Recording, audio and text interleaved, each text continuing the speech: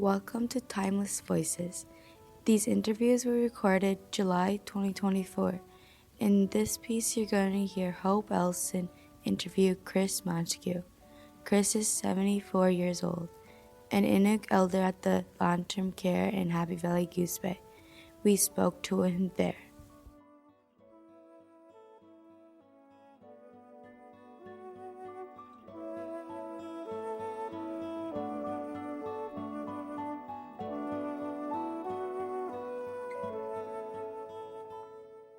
So when I'm talking about the age of the province, I'm talking about the age of myself. Time goes in one direction, you never turn it back.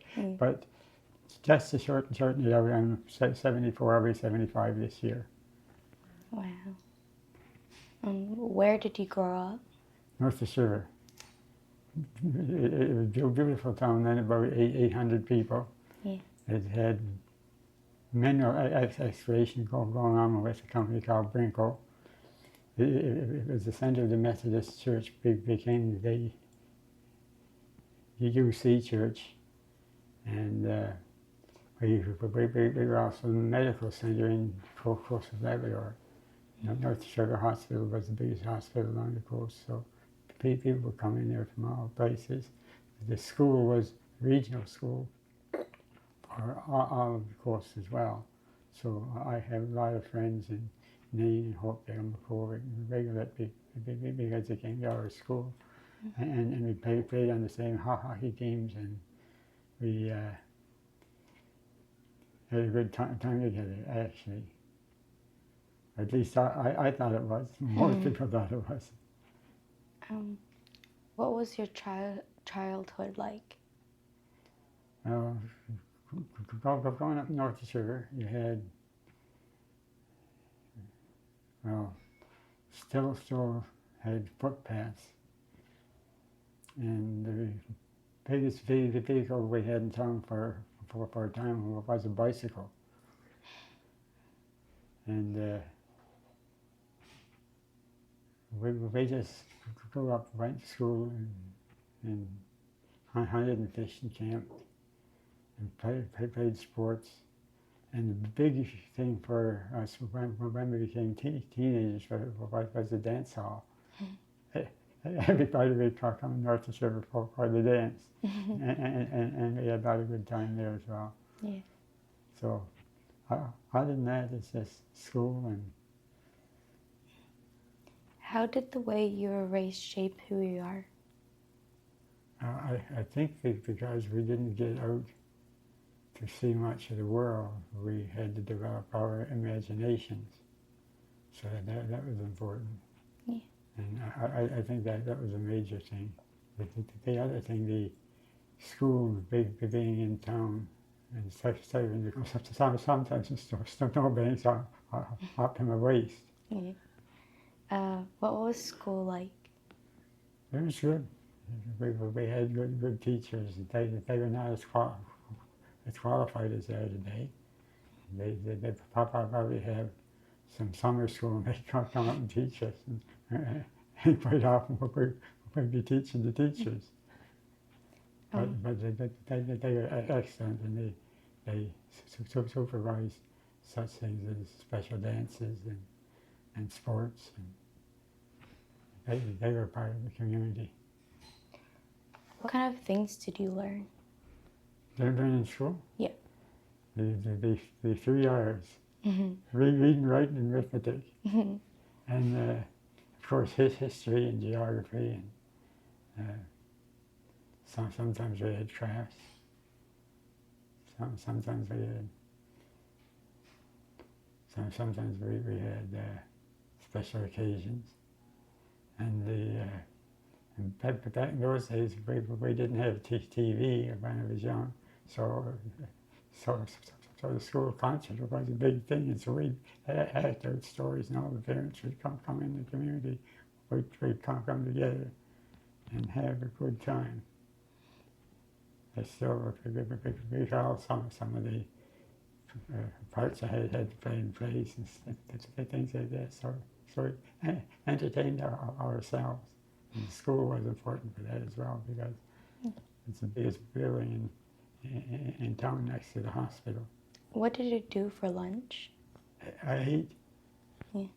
Did you like go home? Or... Yes, so we went home. um, And the lunchtime was an hour and a half because I had to walk back and forth, and sometimes the snow would. how far did you go in school? Grade 11, that's as far as you could go then. Yeah.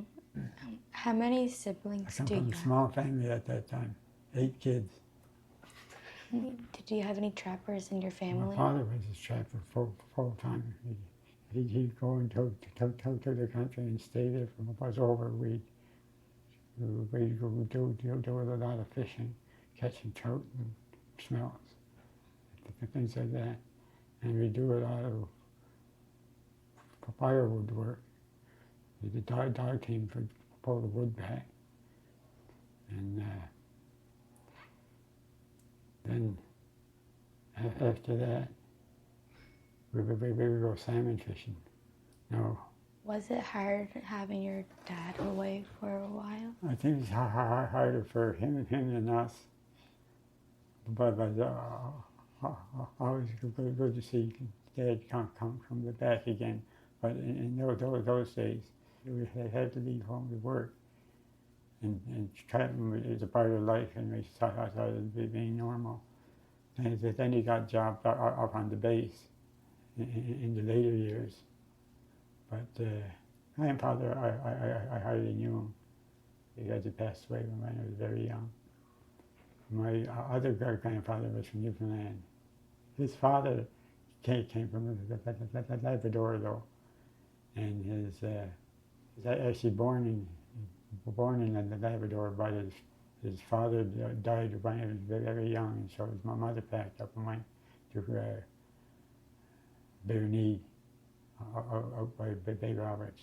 He came around the coast, and he met my grandmother, who was a Michelin. They got married, and Mom came back and got married to my father. And so we have a tradition, part of Newfoundland, part of Labrador. My culture is Labradorian, mixed with a little bit of everything. Some Inuk, some English, some French, some Inuit. I think the Inuit culture affected us and made us a bit different from a lot of people. Was there any traditions that you did? Yes, we went to church on Sunday, and we had we were doing how to set up a tent. We had the canoe. We had special days. Ones we had the day Christmas and Easter, and send off with the trappers, or when they go into the country, people would kind of send them off. And there'd be some trappers going up Grand River, which is the Churchill River now. Some going over the Kenemish. There were families that moved in from Mulligan, and they go back there. Abishwasho, Grand Lake, all over the place. We have dog teams are important. The thing about a dog, it couldn't run as fast as a skidoo or keep up the pace, but they're a lot funnier than a skidoo. Then come out at Christmas and go back in again. After you come out for the springtime, because trapping season was over, then the furs were not so prime as they were. So, was your grandfather a trapper?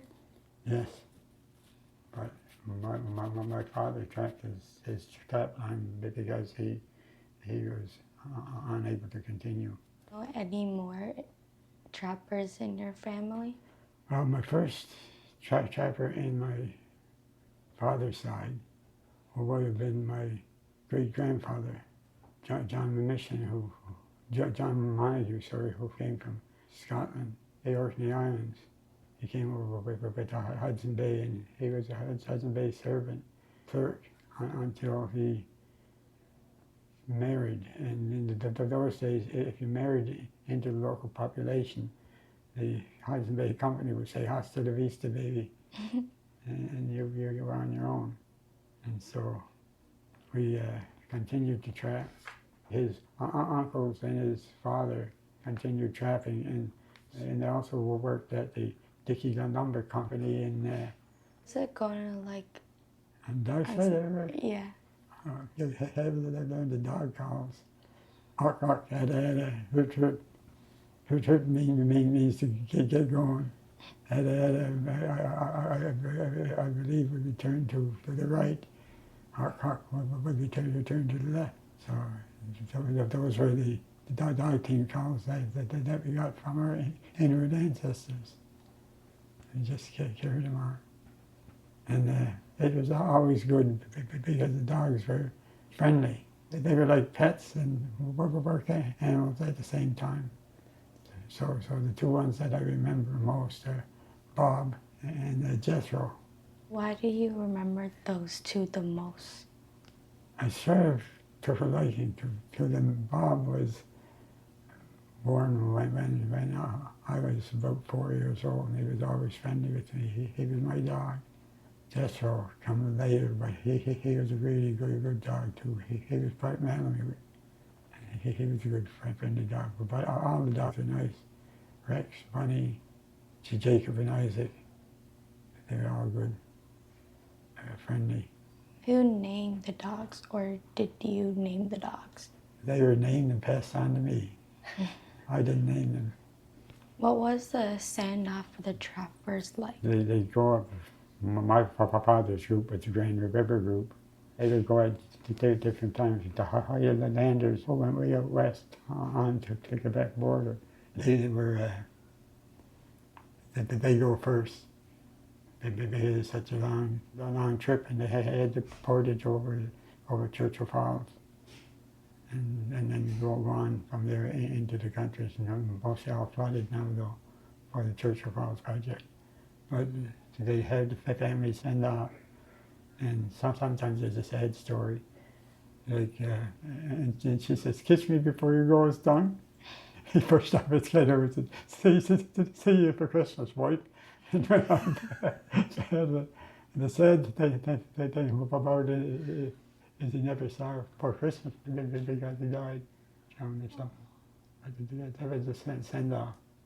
Very sad. What was it like when all the trappers came home? They came home at different times, and they would sometimes meet on the way home, but sometimes they come home alone.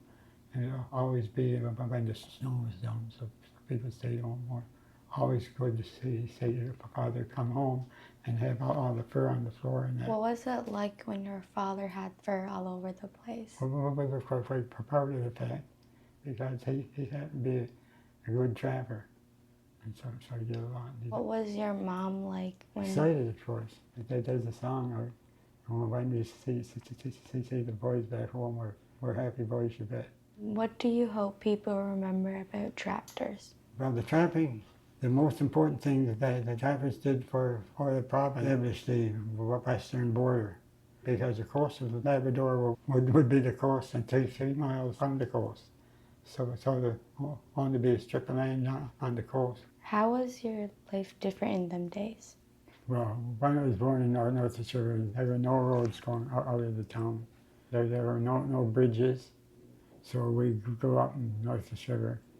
If we got outside of town, it would be in a boat, rowboat or a small Johnson on it, and we go to the islands and up in the lake and just camp and have a good time. Throughout the years, what's been the biggest change you've seen? Travel, communications. Hydropower was important. The modern conveniences. How have you seen your culture change? Well, it's come into the 21st century. We have TV, we have travel, we have more industry going on. It was all trapping when I was growing up, and some prospectors. Do you have any worries about your culture in the future? No, because we formed an organization called Labrador Métis Nation at first. We were the group that was left out of the native claims. Actually, I had a part in starting the organization. I was the first president. I became president again after I finished school, teaching school. Of course, I was president of the Métis Nation, and none the two of it for about 7 years. What made you want to be a teacher? I just moved into it, I think. I was looking at science first, and I found out that it was good history. But it ties in with some of my social superstitions and a lot of other things. But I found that I wanted to teach truth in what How long did you taught for? How old are you? 16. I taught longer than that. I taught about 26 years, 27, 26 years. What did you teach? I was trained as a religious education teacher, but I taught math, English, history, geography, the works. I didn't teach French full time though. Do you have any kids of your own? Yes, I'm guilty of having kids of my own. 3. 3? Yeah. A boy and two girls. Did you teach your kids? One of them. I taught my eldest daughter for a year. I think she enjoyed the year. The class seemed to have enjoyed it as well. So it is a good year. All these years are good years. What school did you taught at? And the Gordon Academy in Cartwright, Peacock Academy. And I taught Robert Leckie, St. Mike's, and Queen of Peace. But it was always good though. What did you wish you had known when you were younger? I wish that I had known what I know now. What is your advice for teenagers? Get your education, find out who you are and where you want to go in life, and work toward that goal and enjoy life as you're going along. And maybe make sure that you're aware of yourself, where you fit in your community, and just be a good person. What is your advice for people starting their careers? Make sure it's the one you want. Because my daughter studied 5 years to be a nurse, and then she found that she didn't want it. And so she's going now doing something else. But make sure you know what you want and be honest with yourself. Don't achieve for somebody else. Achieve for yourself. Someone might want you to be something that you really don't want to be. But make sure you know what you want, what your abilities are, and follow your dream.